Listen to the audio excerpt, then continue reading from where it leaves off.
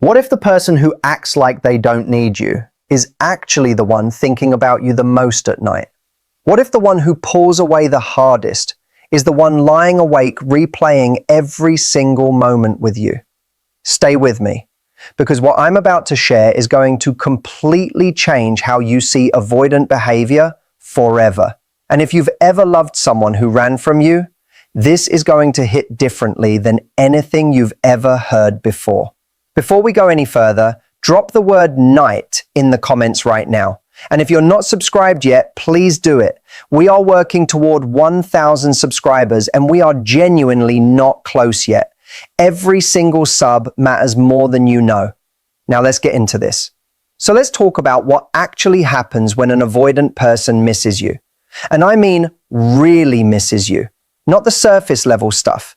Not the stuff they'll ever admit to anyone, including themselves. I'm talking about the raw, quiet, private moments that happen when the world goes dark and there's no distraction left to hide behind. Because here's the thing about avoidant people that almost nobody talks about. They feel everything. Every single thing. They feel it deeply. The difference between them and you is not that they feel less. The difference is that they have spent years, sometimes decades, building an internal system that tells them feeling is dangerous, that needing someone is weakness, that missing someone puts you in a vulnerable position that will eventually destroy you. And they believe that story. They have lived inside that story for so long that it feels like the truth. So when they miss you, when they genuinely ache for you, they don't reach out. They don't call. They don't text.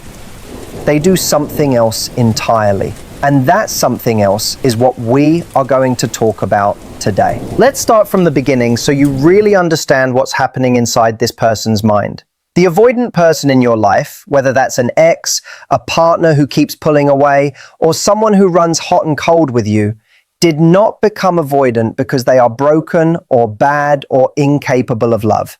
They became avoidant because at some point in their early life, probably very early, love came with a cost. Maybe the people who were supposed to love them were inconsistent, sometimes warm, sometimes cold, sometimes there, and sometimes completely gone.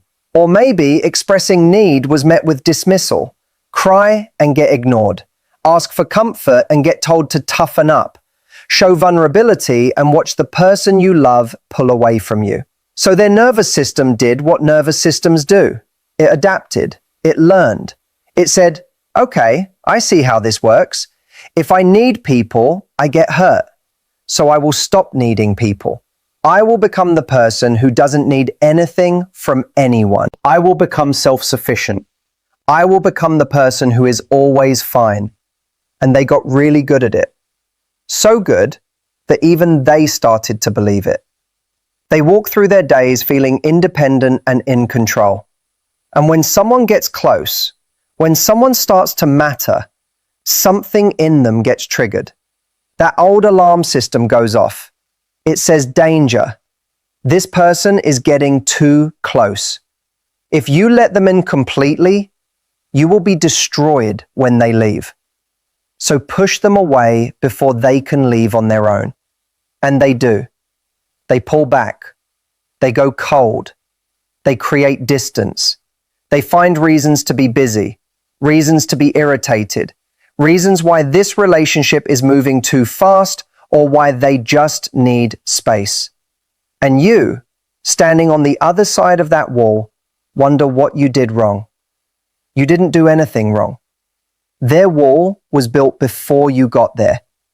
But here's where it gets interesting. Here's what nobody is telling you about what happens inside the avoidant person after they've pushed you away, or after you've finally walked away, or after another night has gone by where they acted like you don't matter to them. The sun goes down, the distractions run out, the phone gets quieter, the work is done, the podcast ends, the show is over. And they are alone with themselves. And that's when it starts. The first thing that happens is something they don't even recognize as missing you at first. It shows up as restlessness. They can't settle. They move from room to room. They pick up their phone and put it back down. They open their fridge and close it without taking anything. They feel a low-grade discomfort that they can't quite name, and they don't want to name it because naming it means admitting something. They are not going to admit it yet, so they try to outrun it. They scroll through their phone. They put on something to watch. They try to distract themselves into numbness, and sometimes it works for a while. But then something happens. A song comes on that reminds them of you, or they see a meme you would have found funny, or they read something and their first instinct is to send it to you. And for just a second, before the wall goes back up, they feel it. They feel the pull toward you, and that pull terrifies them. Because for an avoidant person, longing is not just an emotion. It is evidence of vulnerability.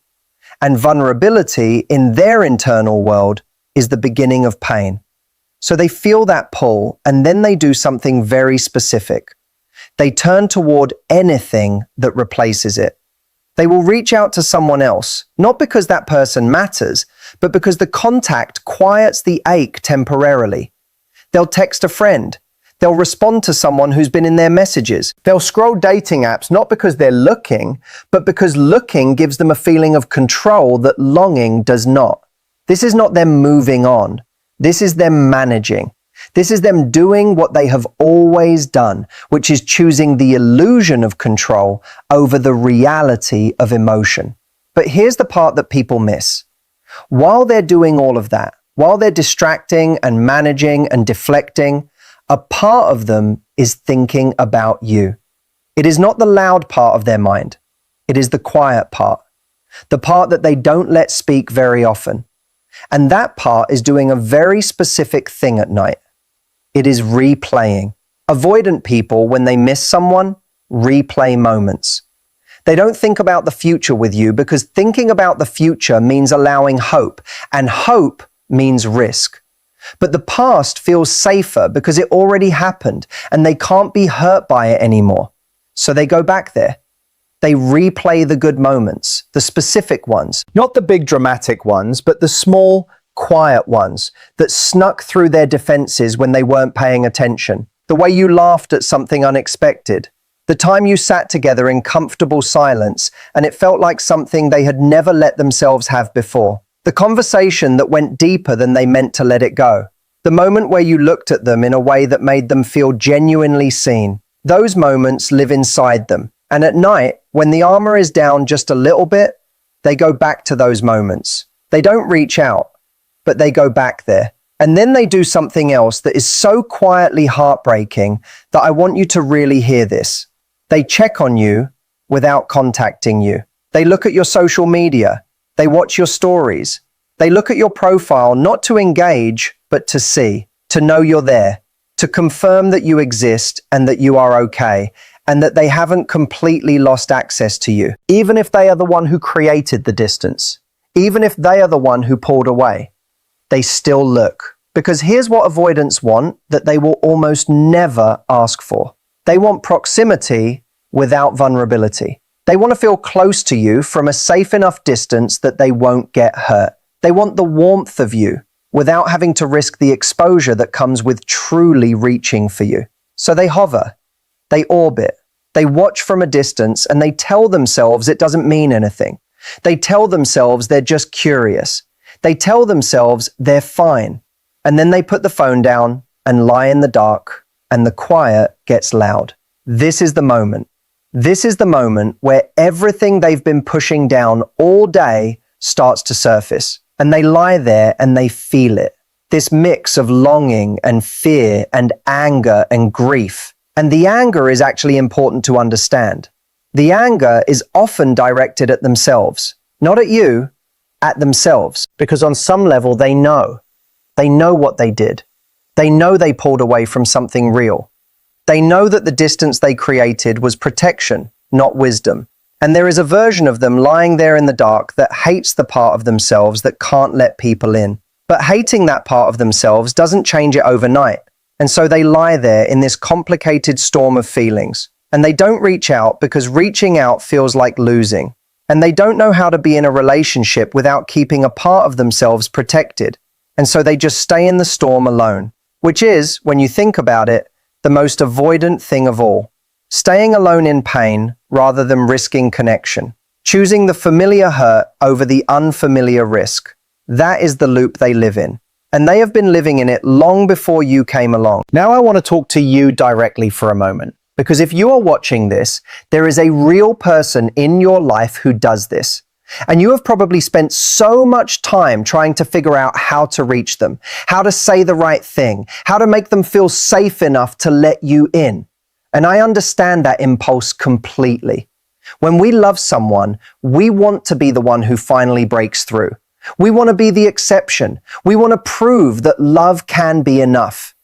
And I need to be honest with you about something, because I think you deserve honesty more than you deserve comfort right now. You cannot love someone out of avoidance. You cannot be consistent enough or patient enough or understanding enough to heal their attachment wounds for them. That is not how healing works. Their avoidance is not a test that you pass by trying harder. It is a deep pattern that lives inside their nervous system, and it can only change when they choose to look at it and do the work to change it themselves. What you can do is understand what's actually happening so that you stop personalizing it. Because here is the most important thing I'm going to say today. Their avoidance is not a reflection of your worth. It is a reflection of their wound. When they pull away, it does not mean you are not enough. When they go cold, it does not mean what you had wasn't real. When they can't reach out, even though they're lying awake missing you, it does not mean they don't care. It means they are trapped. Trapped inside a pattern that was built to protect them and that is now isolating them in the loneliest way imaginable. They are in a prison of their own construction, and they have convinced themselves the prison is safety. And here is the devastating irony. The people who need connection the most are often the ones least able to ask for it. Avoidants are not cold people. They are people who had to become cold in order to survive something. And that survival strategy is still running even when the original threat is long gone. So they lie awake missing you, and they don't text, and they scroll your profile, and they replay the good moments, and they feel the pull, and then they suppress the pull, and then they feel guilty for suppressing it, and then the morning comes, and they put the armor back on, and they move through their day as if none of it happened, and the cycle continues. Now let's talk about something really practical, because understanding all of this is one thing, but what do you actually do with it? If you are currently in a relationship with someone avoidant, and you're watching this trying to understand them, the first thing I want you to understand is that pressure almost never works with an avoidant person. The more you pursue, the more they pull back. This is not because they don't care. It is because pursuit triggers their alarm system. When someone comes toward them too fast or too intensely, their nervous system reads it as threat, even when it isn't. Even when you are doing everything right. Even when you are the safest, most loving, most understanding person in the world. The approach itself can trigger the retreat. This does not mean you should play games. This does not mean you should manufacture distance to manipulate them into coming closer. What it means is that you need to genuinely develop a life that doesn't orbit entirely around them. You need to have things that matter to you outside of this relationship. Passions, friendships, goals, a sense of self that exists independently of whether they are warm or cold toward you on any given day. And this is not strategy. This is survival. Because if you don't have that, you will slowly lose yourself trying to manage someone else's emotional landscape. And that is not love. That is disappearing. The second thing I want you to understand is that an avoidant person responds better to consistency over time than to grand gestures or intense conversations. They don't trust big emotional moments because big emotional moments have historically been followed by loss or disappointment in their experience. What builds trust with an avoidant person is quiet, steady, reliable presence. Being someone who says what they mean and means what they say. Being someone who doesn't suddenly flip or become unpredictable. Being someone whose mood and affection doesn't depend entirely on what the avoidant person does. That kind of stability is deeply attractive to an avoidant, even if they never tell you that, even if they never thank you for it, even if it seems like it's not landing. It is landing. It's just landing in a place they haven't opened yet. The third thing is about your own emotional expression. Avoidants often shut down in the face of high emotional intensity because their nervous system can't regulate the input. So if you've been having big emotional conversations with them, conversations that escalate quickly, that involve a lot of crying or anger or ultimatums, those conversations are likely triggering more retreat than opening. This doesn't mean you suppress your emotions. It means you find ways to express them that feel safer for both of you, calmer, more measured. You can be completely honest without being overwhelming. You can say, "I miss you," without saying, "I need you to fix this right now." You can say, "This bothered me," without saying, "You always do this and I don't know if I can keep doing this." The content is the same. The delivery changes everything.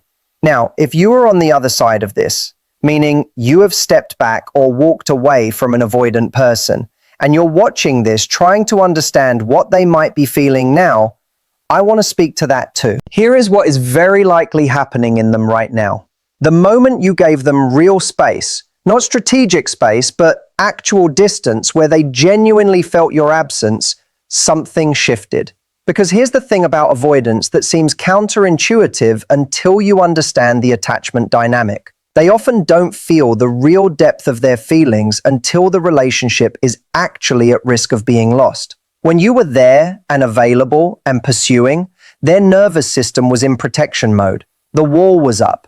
The distance felt manageable. But when you actually stepped back, when you actually became less available, when you stopped being the person who always reached out first, their system recalibrated. And what they started to feel is the absence of something that mattered. That's when the nighttime replaying intensifies. That's when the checking your profile becomes more frequent. That's when the restlessness gets louder. Because the thing they were protecting themselves from feeling is now impossible to avoid. And they still might not reach out. That's the brutal truth. Even when the feeling is undeniable, the fear can be louder. The pattern is deeply ingrained. The thought of reaching out and being vulnerable, the thought of saying, "I was wrong," or "I miss you," or "I made a mistake," that feels so enormous to them that they choose to stay in the discomfort of absence rather than risk the exposure of honesty. But some of them do reach out. Some of them reach the point where the longing becomes louder than the fear. And when they do, it is usually not with a big declaration. It is usually something small. A meme, a memory, "Hey, I was thinking about this thing." Something with plausible deniability. Something they can retreat from if it doesn't go well. That small reach is not nothing. For an avoidant person, that small reach is enormous. It means they sat with their fear and did it anyway. It means something got through the wall. And what you do in that moment matters more than almost anything else in the dynamic. Because if you respond with relief so intense that it overwhelms them, if you immediately leap back into the level of emotional intensity that existed before, they will likely retreat again. The window is fragile. And it requires a gentleness that honors how hard it was for them to open it. You can be warm without being desperate. You can be glad without making them responsible for your emotional state. You can open the door without rushing through it. This is the skill, and it is genuinely a skill. It takes practice and self-awareness and a lot of internal work to respond to an avoidant person's reaching out without either punishing them for the time they were gone or rewarding them in a way that collapses the space too quickly. Now, I want to zoom out for a second because I think we need to look at this from a wider angle. We have spent a lot of time inside the avoidant person's experience tonight, And that's important because understanding someone is always the first step toward relating to them wisely. But I never want that understanding to come at the cost of your clarity about what you actually need. Because here is the question you have to ask yourself honestly. Not the version of the question that is softened by hope or by how much you love this person. The real version. Is this relationship meeting enough of your needs to be worth what it costs you? Not perfectly. Relationships are never perfect. But enough. Are you getting enough warmth, enough presence, enough reciprocity, enough emotional access that staying makes sense? Or are you slowly starving while understanding why they can't feed you?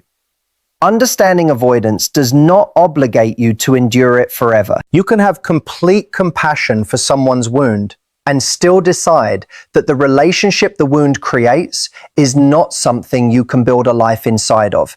Those two things are not in conflict. You can love someone and release them.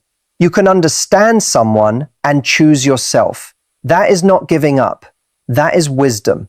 And sometimes the most powerful thing you can do for an avoidant person is to love them clearly enough to tell them the truth. To say, I see you. I understand why you do what you do. And I also need more than what you're giving. Not as a manipulation, not as a threat, as a simple, honest, self-respecting statement of your reality. Some avoidant people, when met with that kind of clear and loving directness, something shifts. Because in their experience, people either tolerate the distance or blow up about it. They don't often encounter someone who can hold both things at once. Who can say, I care about you, and I also know what I need. That combination is rare. And for an avoidant person who has spent their life waiting for the other shoe to drop, encountering someone who is both gentle and clear and grounded in themselves can be genuinely disarming. It doesn't guarantee anything, but it is the closest thing to a real opening that exists. So let's bring this all the way back to where we started. The avoidant person in your life, lying awake at night, replaying moments with you, checking your profile, feeling the pull, suppressing the pull, feeling guilty, lying in the dark in a storm of things they won't say. They feel more than they show. They miss more than they admit. They want more than they ask for. And they are, on some level, afraid of all of it. That is the truth. And it is both heartbreaking and clarifying at the same time. Because knowing this means you can stop wondering if you imagined it. You didn't. The connection was real. Their feelings are real. But real feelings and healthy relationship patterns are two different things. And only one of them is enough to build something lasting with. What you do with that knowledge is up to you. But now you have it. And that changes things. If this gave you something today, share it with someone who needs to hear it. And leave that word in the comments. You know which one. We are building something here, and every person who shows up is part of that. Subscribe if you haven't yet. We need 1,000 subscribers, and we are genuinely working toward it one video at a time. Thank you for being here. Thank you for listening, and take care of yourself tonight.